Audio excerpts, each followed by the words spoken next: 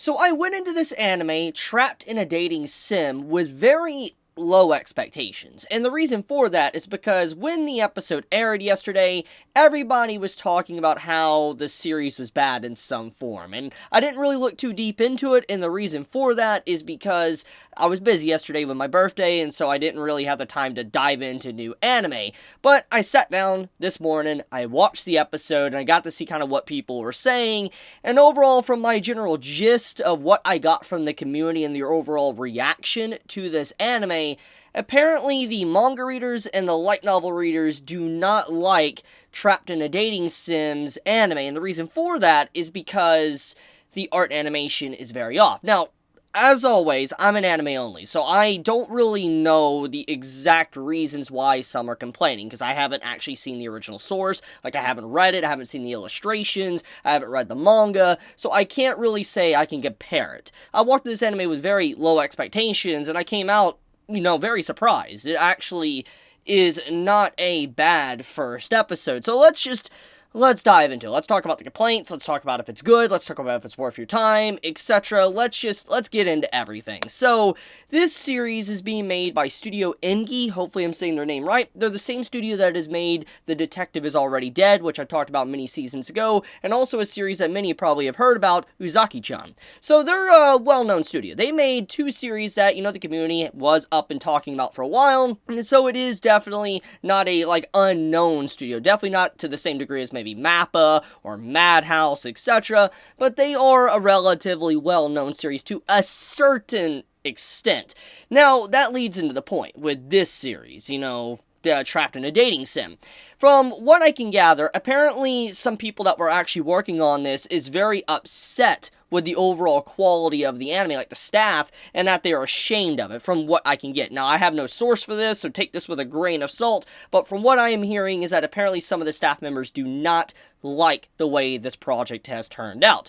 Now, the reason for that is, from what I can gather, character designs. The character designs of the anime to the manga and light novel is radically different to where the characters don't even look the same. So, I can understand those complaints. I really can. Imagine this. Let's put ourselves in, the manga reader and light novel reader shoes for a second, okay?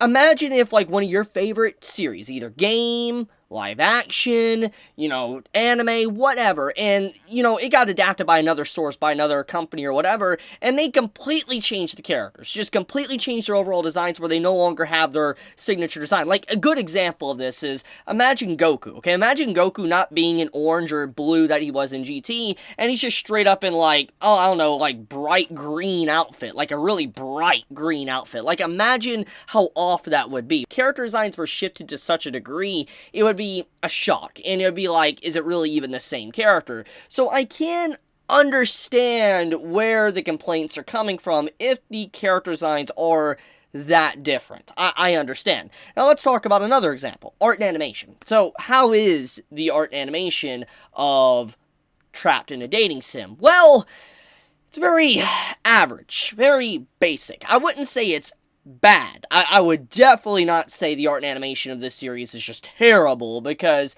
I have seen terrible, and because of that, I look at this series as it's a baseline. Flat average, nothing crazy, nothing bad. That's just basically my general impression of the art and animation of Trapped in a Dating Sim. Now, is that a good thing? Take it as you will. However, I will say in terms of character designs, at least from an anime only such as myself, the character designs aren't that bad, honestly. I mean, yeah, we do have the typical traditional looks of, let's say, in a Sekai type series, or reincarnate into a game, or a world, etc. type designs, so that definitely feels very generic to a certain degree, but overall, it's nothing to write home about, but nothing that, is bad. So, I'm on the fence when it comes to the, the character designs and the art and animation. So, enough with that. Let's stop with the complaints. Let's actually talk about how it was, what it's about, is it worth your time? So, Trapped in a Dating Sim, is it good? Well, it's pretty much about a character, as always, that, plays a game and he gets reincarnated into it. And the overall premise is what you would normally expect from this type of story. We all know when it comes to a Sekai, there's a dime a dozen. There's so many of them. There's so many replicas, there's so many ripoffs, there's so many that are good, there's so many that's garbage. You always get a mixed bag depending on what you're going to go down and try to read or watch. And one of these type of stories right here, it's definitely going to be something that's going to interest others and not interest others, because it has a fine line of pushing down that path of it's generic, but also it's trying to be something different because of how eccentric its overall storytelling is from the first episode. So let's talk about that. In terms of the plot of what it's about, it starts off with our main male character. He's playing a game, and he's not playing just any typical game, he's playing a dating sim. Basically a visual novel dating sim game, and trying to select, a route that he wants to go down with his ending, etc. And so he's playing this game, and as his description describes it, he hates the game, it's one of the worst games, but he continues to play it. So he's pretty much your traditional League of Legends player, or let's say someone that plays Dark Souls and they say, I hate this game, but they really do love it, and they keep playing it and putting themselves through torture to just beat the boss. The point I'm trying to make is that he's very, very against the game. He hates it, but he loves it. And as he continues to play it till eventually he continues to get to the end, he starts to buy content. For instance, he starts to pay to win, and it kind of gives us a little bit more description of this game. It's a very pay to win type game. You're forced to pay to win to be able to get through the content quicker, and so because of that, it lets you know why he dislikes it to a certain extent.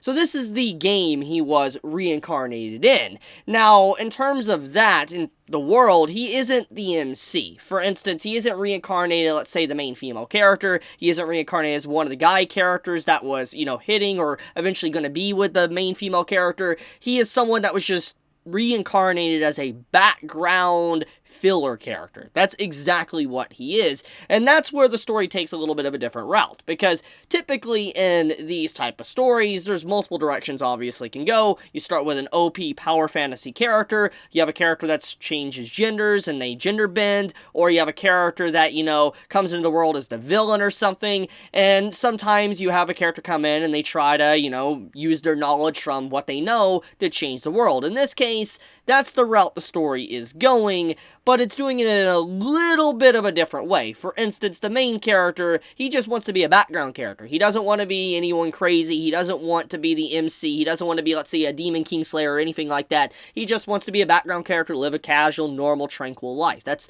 all he wants to do. Obviously, it doesn't go that route because, this is an anime and that's the story. We need the plot to move and be interesting. So he's forced to, use his knowledge from the game and try to find this, weird sci-fi spaceship to be able to gather a lot of money for he can go to the academy that the main game actually takes place in. So that's the overall, I guess, impression or the direction the first episode went down when it came to Trapped in a Dating Sim. Now, is it good? Is it worth your time?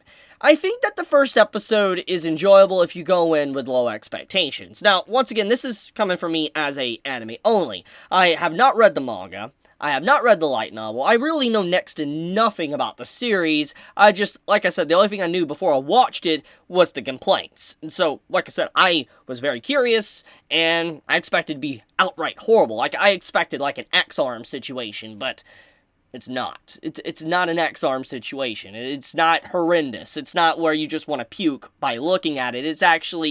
It's enjoyable. It's definitely something to watch if you have nothing better to do. That's all I'm going to say. I don't know how good the story's going to be in the future. I don't know if the character's going to develop into something crazy. I don't know, but it's good. It's enjoyable. If you're wanting something to watch to bypass your time today, give it a watch. You might like it, but that's about it. Will I continue reviewing it? Maybe.